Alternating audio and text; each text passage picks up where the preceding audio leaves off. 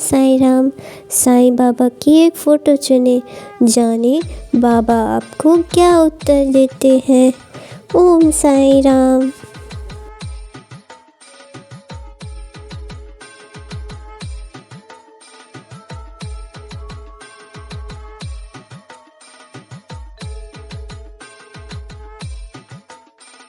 ओम साईं राम। पहली फ़ोटो, भाग्य अच्छा है, व्यक्तियों से मुलाकात से काम होगा, 10 दिन बाद काम हो जाएगा।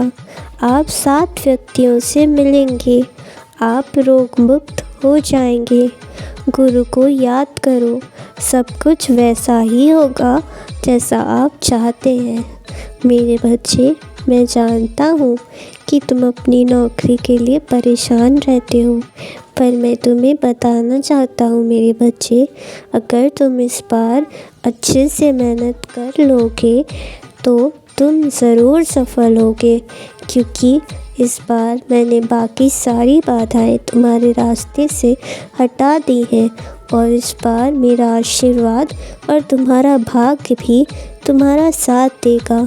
मैं जानता हूँ कि तुम पहले की मिली असफलताओं से थक चुके हो, पर अब मैं ऐसा नहीं होने दूँगा। अगर तुम निरंतर अभ्यास करोगे, अपनी गलतियों को सुधारोगे, तो तुम अवश्य ही सफल होगे। परीक्षा देने से कभी मत डरो। परीक्षा तो इंसान को एक मौका देती है खुद को और बेहतर बनाने का। बहुत से लोग तो ऐसे होते हैं जो परीक्षा में बैठते ही नहीं, लेकिन अगर तुम इतने बहादुर हो कि तुम परीक्षा देने गए और वहाँ बैठे भी, तो तुम बाकी सबसे एक कदम आगे तो हुए कम से कम। लोग क्या कहते हैं और क्या नहीं, कौन तुम्हारी हंसी उड़ाता है और कौन नहीं, इस पर ध्यान देना बंद करो। अक्सर वही लोग तुम्हें सब कुछ कहते हैं जो खुद वो चीज़ नहीं कर पा रहे, और इसलिए वो तुम्हारा हौसला भी तोड़ना चाहते हैं।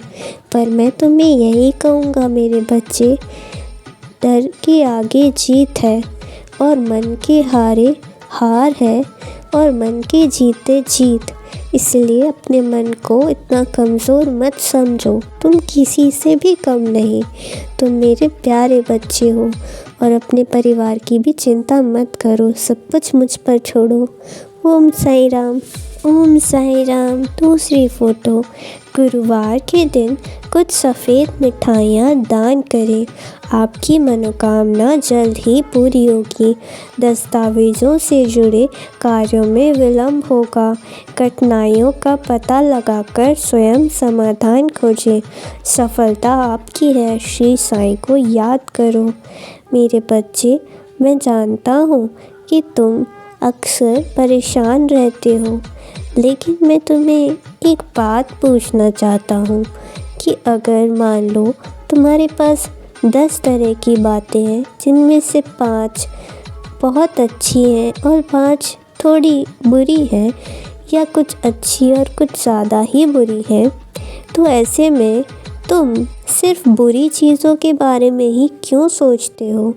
जो चीज़ तुम्हारे जीवन में तुम्हारे अनुसार नहीं चल रही, क्या उसके बारे में सोचते रहने से वो तुम्हारे अनुसार चलने लगेगी? नहीं ना मेरे बच्चे। इसीलिए जो चीज़ अगर तुम्हारे काम नहीं आ रही या जो परिस्थिति तुम्हारे अनुसार नहीं है, उसे वहीं छोड़ो, और जो चीज़ तुम्हारे जीवन में मैंने अच्छी दी है उनके बारे में सोचो, उनका धन्यवाद दो। बहुत से लोग होते हैं जिनके पास 2 वक्त का खाना भी नहीं होता। बहुत से लोग होते हैं जिनके पास रहने के लिए घर नहीं होता, अच्छे कपड़े नहीं होते, परिवार नहीं होता। लेकिन अगर मैंने तुम्हें ये सब दिया है तो कभी इसका धन्यवाद तो दो। और अगर बहुत से लोग तो ऐसे भी होते हैं जहाँ पर सूरज की किरण तक नहीं निकलती, वो बेचारे ठंड में ठिठुरते रहते हैं। लेकिन अगर तुम ऐसे देश में जन्म लिए हो जहाँ पर तुम्हें सूरज की भी पर्याप्त रोशनी मिलती है, और पेड़ों की छाँव मिलती है, और जब बरसात आती है तो पानी मिलता है। ऐसे सुंदर वातावरण और ऐसी महान देश भारत में तुमने जन्म लिया है, क्या तुम्हें इसका भी धन्यवाद नहीं देना चाहिए? तुम इतने नकारात्मक क्यों होते जा रहे हो? सबके जीवन में कठिन समय आता है, लेकिन ये कठिन समय तुम्हें अपने आप को परखने के लिए ही दिया जाता है, ताकि तुम ये समझ पाओ कि कौन तुम्हारा अपना है और कौन नहीं, तुम में क्या कमी है और क्या अच्छाई।